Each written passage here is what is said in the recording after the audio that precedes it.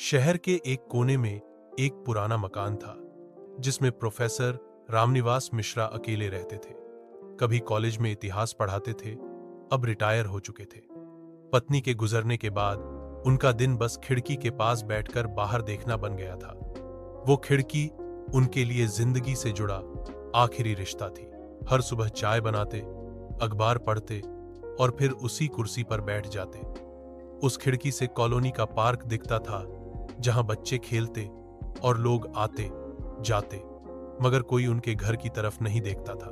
एक दिन एक नन्हा लड़का, लगभग 12 साल का, स्कूल से लौटते हुए ठहर गया। दादाजी, आप रोज यहां बैठते हैं, बोर नहीं होते?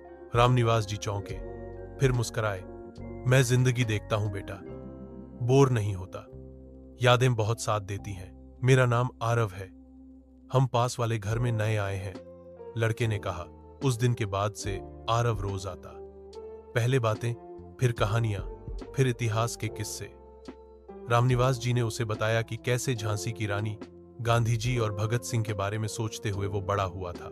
आरव ने कहा, इतिहास तो बहुत मजेदार है जब आप बताते हैं, स्कूल में तो ये बोरिंग लगता है। रामनिवास जी हंस दिए। किताब से नहीं, दिल से पढ़ो बेटा। धीरे धीरे वह खिड़की सिर्फ देखने की जगह नहीं रही, वह एक नई दोस्ती, एक नया रिश्ता बन गई। कॉलोनी में एक दिन सम्मान समारोह हुआ। आरव ने मंच से कहा, इस कॉलोनी के कोने में एक खिड़की है जिसके पीछे एक अनमोल खजाना बैठा है। मेरे गुरु, मेरे दादाजी प्रोफेसर रामनिवास मिश्रा, उन्होंने मुझे इतिहास ही नहीं, इंसानियत सिखाई। तालियों की गूंज में रामनिवास जी की आंखें नम थीं।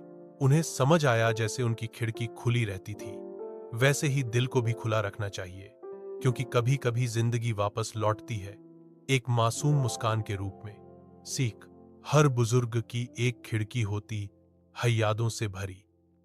अगर कोई उस पर दस्तक दे तो शायद वो अकेलापन खत्म हो सकता है।